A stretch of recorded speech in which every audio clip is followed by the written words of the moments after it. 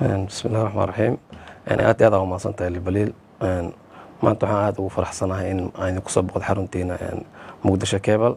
Dhamaan waan salaamayaa insha Allah. Markii aan ka hadlayo tan isboortiga oo Soomaali ku nool boqortooyada Sacuudi Carabiya si fiican u socdaan wax aad qurux badan. Hadda marka xataa aan soo baxay waxaa socday koob oo isku taga dhalinta Soomaaliya jaalid jidda oo hadda sidii weyn loo warhayo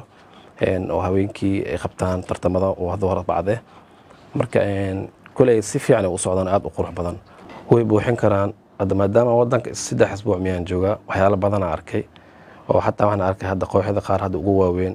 oo shalmana daraad aan fiirsanay sidii degadaha iyo haygan oo kale ajaanib badan oo dhiilay waxaan aaminsanahay fursada loo talagalay hadii la sii dhalinyarada ku nool boqortooyada Sacuudi Carabiya in aan loo baahnayn ajaanibta inkastoo dawladda Soomaaliya yani dadaalkeeda isna yareen laakiin dadaalka inta ay ka sameeyeen in wili xagga isna gaareenin midaas markii mid aan kaaga sheegay tahay oo aan rabo inaan si fiican markaas aan la fursad aan uga faa'iideysto waxaa jira wakiil la soo doortay jiro oo si fiican ila soo shaqeynay laakiin shaqadiisa uma madax banaana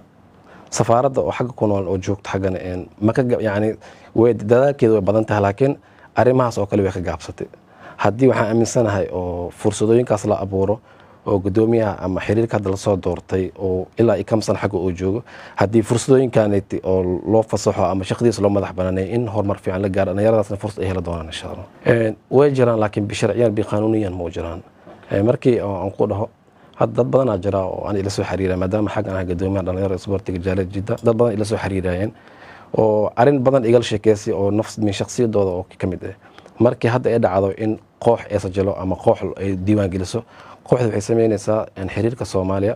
oo Muqdisho waxay soo diraysaa warqad aqoonsi ah kadib ninkan laacibkan xaq ku dhashtay cid aqoon u leh ma lahan markay magacii iyo warqadooyinka xaq inta ay soo gaaraan Soomaaliya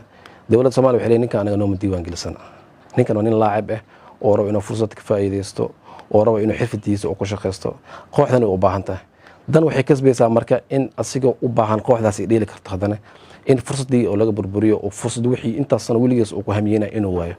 midaas waxaa keenayso in wixii loo baahnaa oo muhiimka ah in laga gaabsaday marka dawladdu way dadaalaysaa maasha Allah maadaama hadda oo wadanka isboorti koro u kacay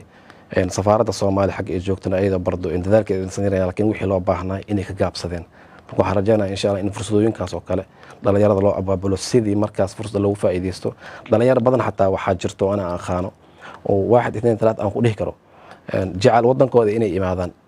laakiin dariiqa ay ku imaadaan isna aqoonin لأنه هذا تحكي كلين أنا ودك مركي قف شخص حق الله شيء يقولين أنا أنت نوم دي واجر سنة يعني حقنا وحاجر وكيل أو هذا اللي يراد السيد البيت أو لصوم مجعبي أو وتأخونسي سفاردنا أيضا شرع هاني وسيس يعني مركب حي وعلى جابس Soomaali واي وأنا اللي يخان ولجن إيوه ما شاء الله سبورتيسي وين مجا أقوله السيد البيت الله علما وأصولي حتى وأنا وشرعي هان حكوا جو لكن إلا هذا واحد هوشيس مدح بنان مال هدي أو هوشيس يوحيس لو مدح بنان لهاي من سنة إن فرصة فيها إن أهل الله يرضى وحاول أقول بكرة إن لها لك رهرت قرنمو أو خديدة لقى فوق هذا إن كستو خدية إسكجرتو حاجة وحاجة ما عملوا يناجروا قدوم أنا يراجروا قدوم يرجالي ذاجروا أو مرك قدام بيسي وأنا ترتن على قالوا أنا يقول السفارة ترتن لو سميه قدوم يرجالي ذاجرت مرك وح من سنة هدي قدومي هجالي ده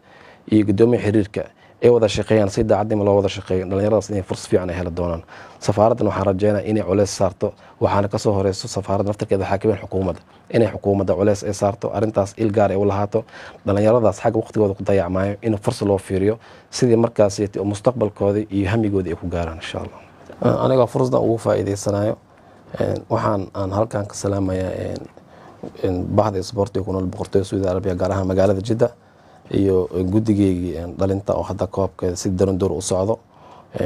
dhamaan waxa idin leeyahay howl fiican aad diin hor u socda insha Allah waxaan idin rajaynayaa daa'ima inaad guuleyso doontaan insha Allah wanaaga iyo sharafta sumcadda aw haysin calanka Soomaaliya dhalinyarada ku nool boqortooyada Sacuudi Carabiya